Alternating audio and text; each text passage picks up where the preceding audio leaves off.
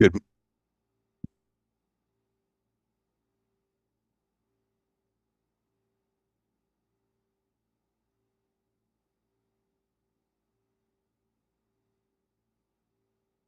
good morning, everyone, or good evening, depending on where you're joining us from.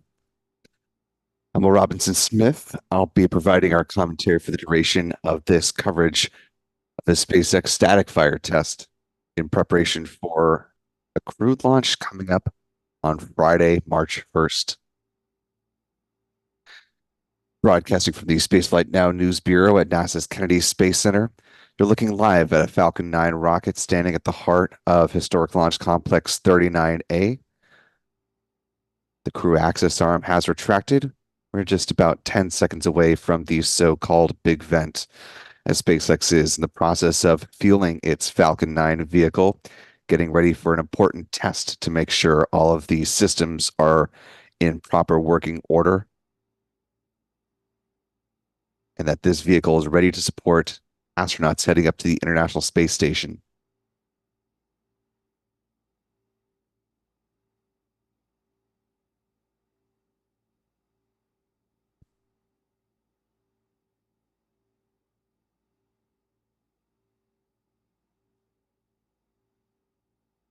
Because this is a test process, we are just making a quick adjustment on our countdown clock. This is not quite as an exact timing as we would normally have, counting down to an exact launch time.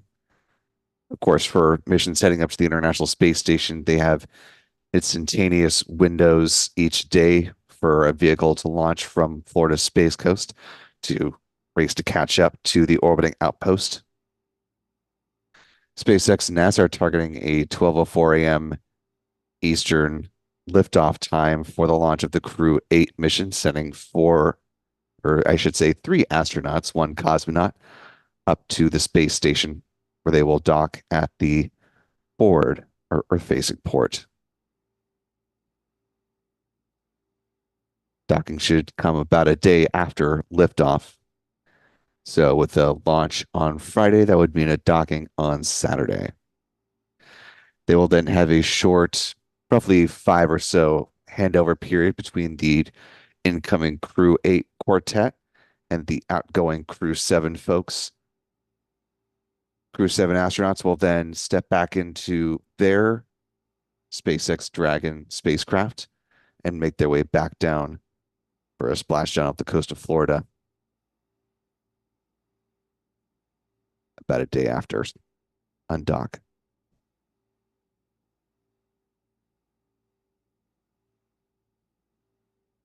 Lots about this vehicle that you see on your screen is new, with the exception of the spacecraft on top. As you can see, the Falcon 9 first stage is just as shiny and white as the upper stage is, both flying for the first time.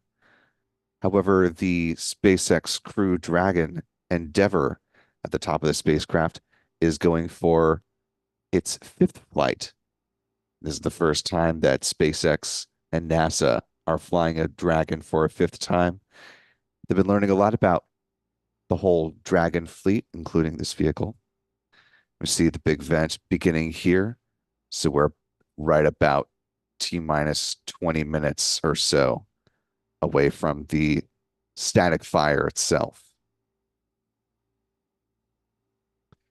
Should hit up right about 3:18 is what we're estimating based off the timing of the start of the big vent, based off of historic precedents for Falcon 9 launches and the timing of their fueling. Fortunately or unfortunately for SpaceX, when they start this fueling process, it commits them to, in a launch scenario, a launch once they've started fueling, or a scrub scenario. In this case, this is an indication of a more exact timing coming down to the actual ignition of the 9 Merlin engines at the base of the Falcon 9 rocket. Again, this is not a launch this morning, but a static fire test of SpaceX's Falcon 9 rocket.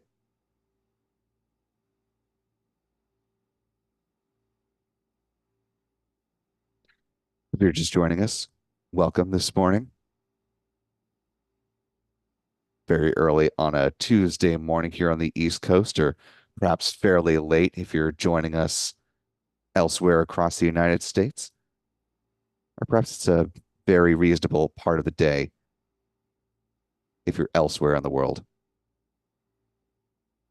You're watching a live static fire test. Fueling is in progress here at Launch Complex 39A here at NASA's Kennedy Space Center. Will Robinson Smith. We're broadcasting from the Spaceflight Now News Bureau here at KSC. Our Stephen Young is running the technical operations of the broadcast this afternoon. Our launch photography team has the morning off, as again, this is a static fire test, not a launch of the Falcon 9 vehicle. So much of our crew is getting some well-earned rest. If you'd like to help support what we do here at Spaceflight Now and bring this live coverage to more people, it's a quick and easy way you can do that just by clicking the like button and sharing the stream. If you're not already subscribed to Spaceflight Now, now is a great time to do so as we gear up for quite a bit of launch coverage and activities this week.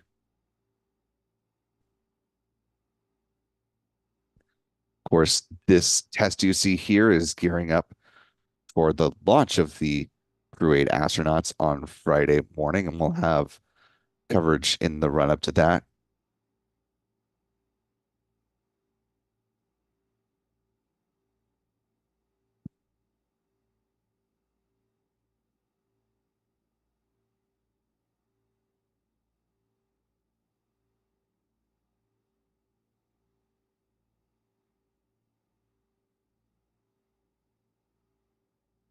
We're also powered by our wonderful channel members. If you'd like to consider channel membership, it's a great way to support what we do here at Spaceflight Now. Gets you access to member-only videos here on the channel, discounts at our online shop.spaceflightnow.com, as well as access to 4K streams of all the launches lifting off from Florida's Space Coast. Last but not least, you can also use the YouTube Super Chat feature if you'd like to leave a comment or question and be a part of the conversation of this or other missions in the future.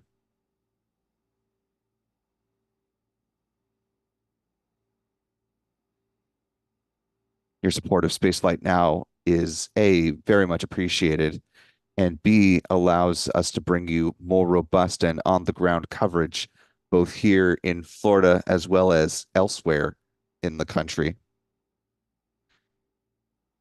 In fact, later today, we're going to be hitting the skies and heading over to Texas, where we'll be meeting up with some folks with Firefly Aerospace. They're in the process of working on a lot of interesting things near the greater Austin area. A little bit north of there is where they're situated. Coming up on about T-minus 16 minutes, as you see the big vent has tapered off. We're getting into the beginning of liquid oxygen load on the Falcon 9 upper stage. Just as a quick precursor, about T-minus 35 minutes is when the fueling of the Falcon 9 rocket began.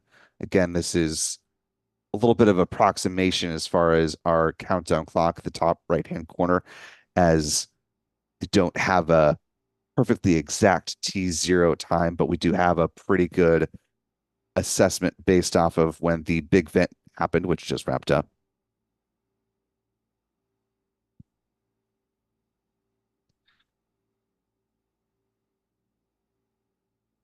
About a minute or so, coming up on about 40 seconds-ish into loading of LOX on the second stage. At that T-minus 35-minute mark, they were loading rocket-grade kerosene, or RP1, into both the first and second stages of the vehicle, and liquid oxygen onto the first stage. that big vent that we just saw wrap up, that was a visual indication process of chilling down those feed lines ahead of lock load on the second stage.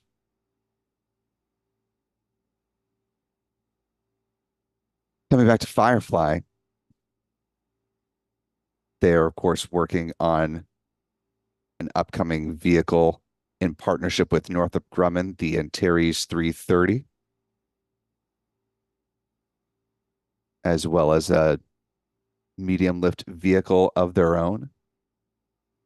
And they are also one of the CLIPS partners with NASA, the Commercial Lunar Payload Services, or CLIPS providers, that are sending robotic missions to the moon with NASA payloads on board. Of course, we are in the midst of, and unfortunately winding down on, the time left on Odie, the nickname for Intuitive Machines Odysseus Nova C lunar lander, which launched back on the 15th, landed late last week, and unfortunately tipped over based on all estimates and evidence from the Lunar Reconnaissance Orbiter, as well as some assessments on the ground from Intuitive Machines. And so, because of the orientation of the solar panels, they're time limited and believe that their ability to access and connect with the Odysseus lander is going to run out today. So they are feverishly working around the clock to get as much done as possible. There's been discussion on if they're able to send out the Eagle Cam, the CubeSat created by students at Embry-Riddle Aeronautical University up in the Daytona Beach area, just a little bit north of where we are here on Florida's Space Coast. That was supposed to deploy as the lander was descending down to the lunar surface and capture a third-party perspective of that landing. However, to give you the Reader's Digest version this morning, they had to nix the plan for Eagle Cam in order to preserve the opportunity for the lander to actually land somewhat safely and not end in complete failure. So Eagle Cam is on a side of the lander that they believe they can still eject it. They're working on how far it may be propelled, what the timing may look like, if it's able to send back some photos, which is the hope. So keep your eyes open for lots of Intuitive Machines, Odysseus, Nova C lander news as we continue on throughout Tuesday.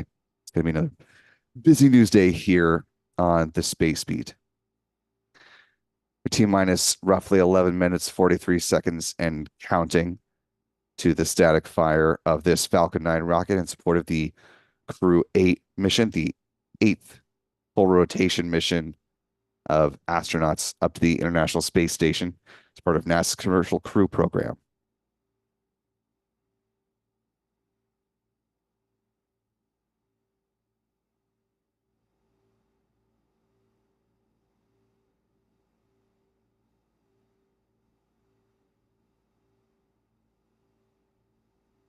The SpaceX Crew Dragon spacecraft atop this Falcon 9 rocket has quite a storied history, the deepest legacy of any of the Dragons in the SpaceX fleet to date. Of course, this is the one that started it all for the crew side of things. First one to fly humans to the space station is this Endeavour spacecraft that you see atop this Falcon 9 rocket, not only launching Demo 2 astronauts of Bob Behnken and Doug Hurley, but it also supported the launch of the Crew 2 astronauts, the first private astronaut mission in the SpaceX era, the AX-1 flight, as well as the Crew 6 astronauts as well. That mission featured the first long duration flight of a United Arab Emirates astronaut.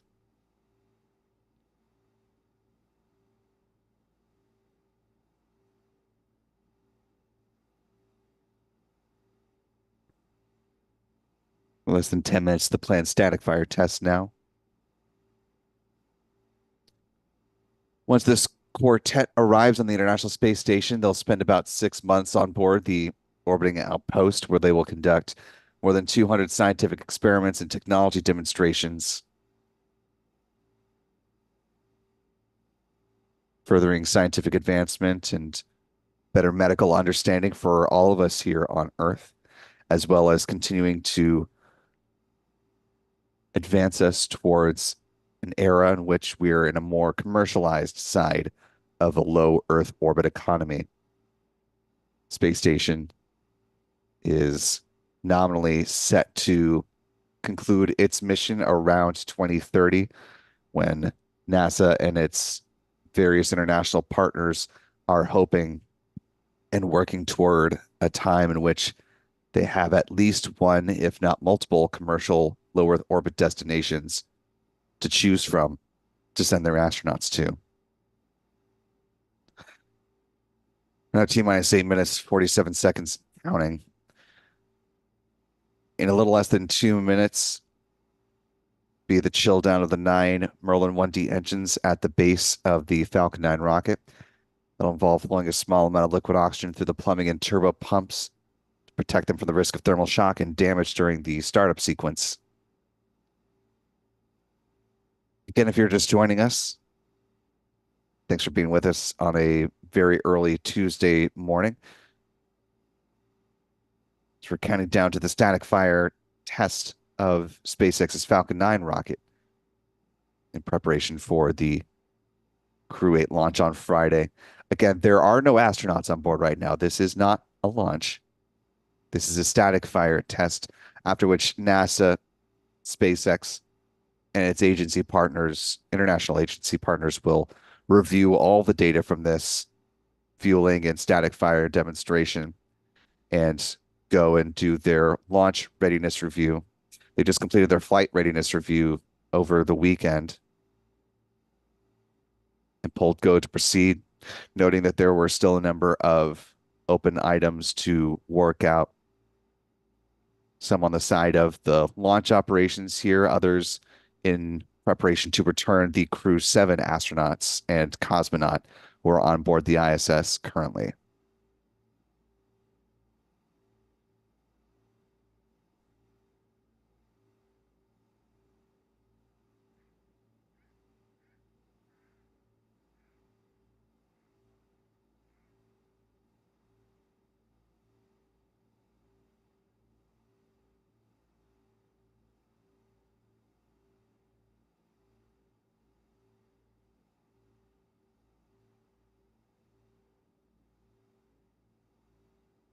Coming up on 6 minutes to static fire.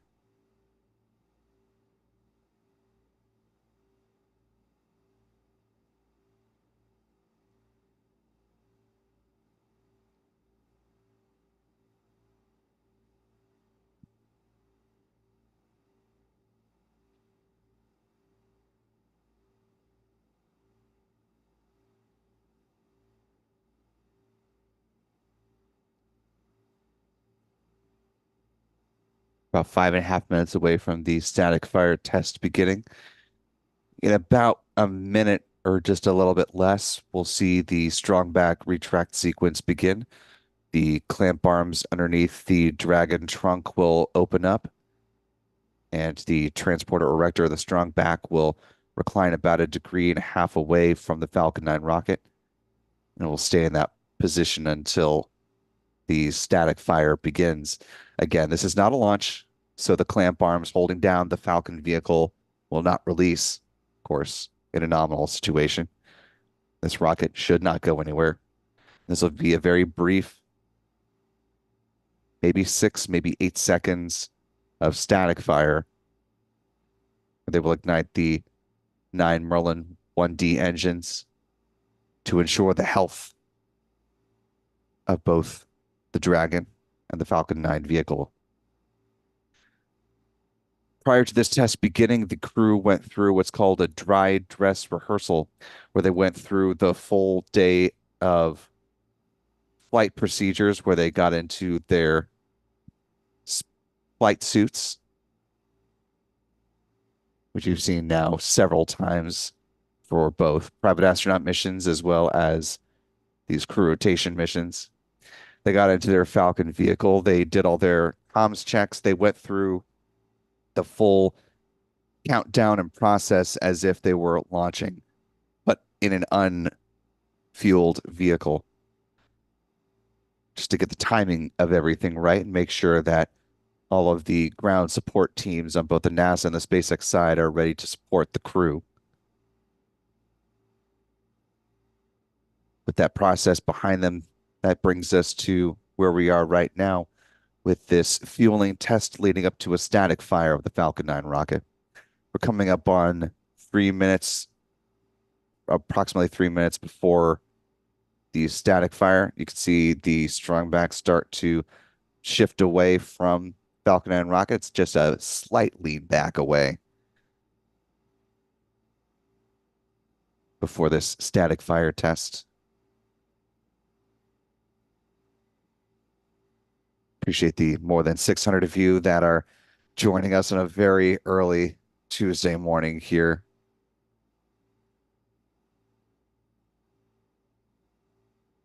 Just taking a peek in the live chat. Thanks to our channel members that are with us this morning. I see Margado, Callistia Lee coming in here. One of our channel members, as well as one of our wonderful moderators, Stephanie B, joining us from Australia. Good morning to all of you. And to Paul Blau, another one of our channel members, seeing the live chat. Appreciate you getting up early or staying up late. If you haven't already, be sure to hit the like button as we're closing in on 2 minutes for this static fire test. Allow a few more folks to come in and see this live coverage before this test wraps up.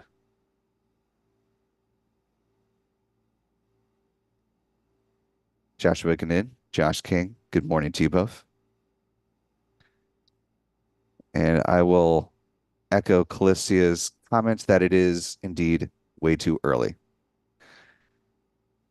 But as they say, them's the breaks.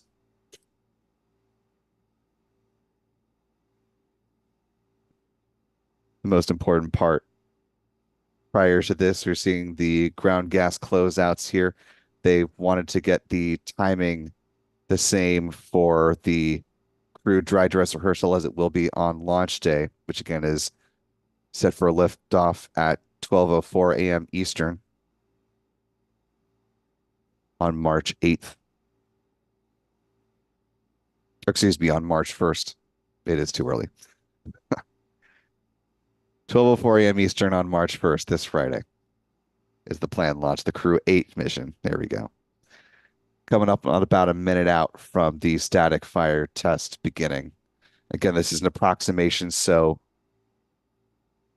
we're doing our best with kind of rough-ish timing. So as we get into the final few seconds of the count, we're going to be watching right along with you as we feel fairly confident about the timing on this. But again, this is an approximation to the T0.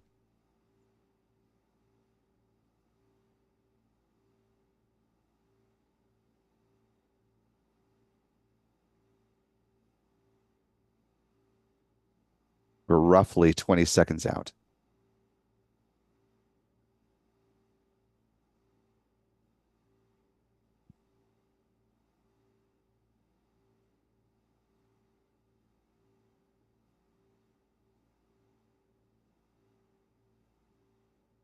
See that T-tab and ignition?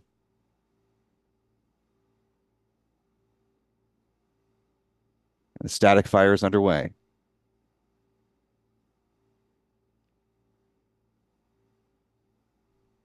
And it looks like conclusion now. Again, this was going to be a very brief static fire test, as it always is leading up to a crewed launch. But for as far as we can tell from an outside observer perspective, that appeared to be a good static fire test of the Falcon 9 rocket. As you saw in our close-up view that Stephen brought us there, saw the T-tab ignition, a burn of about oh gosh, it seemed like about 6 to 8 seconds of those 9 Merlin 1D engines. It appeared nominal, and the test wrapped up. And of course, they will go through the process of safing the vehicle and draining the propellants at this point.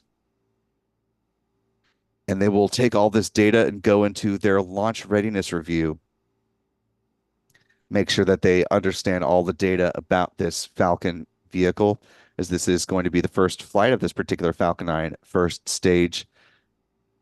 The second stage is always new on every flight. But the Dragon up top, Crew Dragon Endeavour, flying for a historic fifth time, the flight leader for SpaceX. And of course, they, NASA, and Roscosmos want to have a very thorough understanding about the vehicle before they prepare to send their people on board up to the International Space Station. This particular Dragon previously flew the Demo 2, Crew 2, AX-1, and Crew 6 missions, all to and from the International Space Station.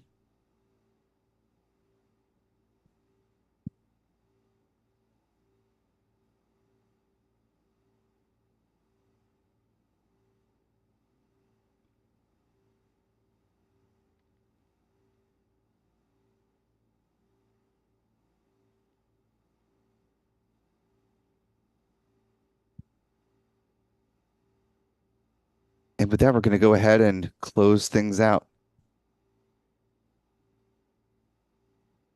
Really appreciate all of you getting up early on a Tuesday morning.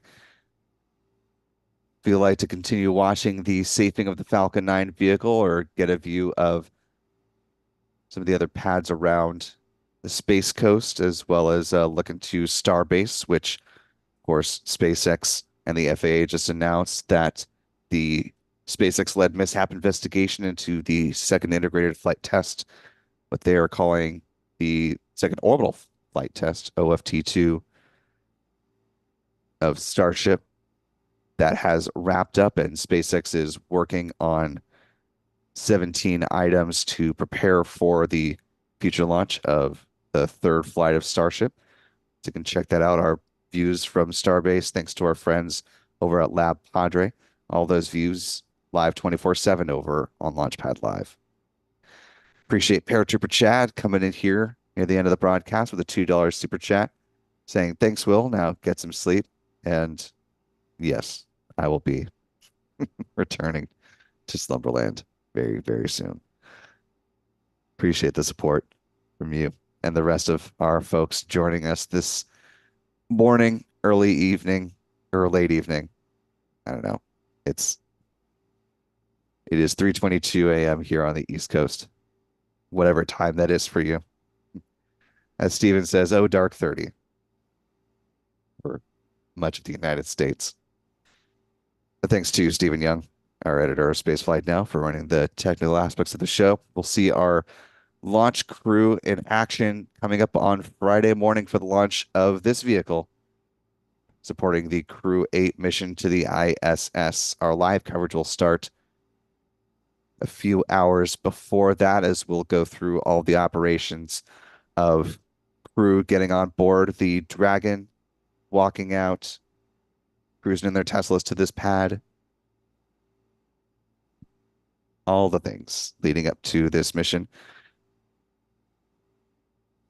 And I will be catching a flight over to Austin, Texas, preparing to talk to some folks from Firefly Aerospace, and you all help make that happen. So sincerely appreciate the support that you offer to this channel and allowing us to do thorough on-the-ground coverage.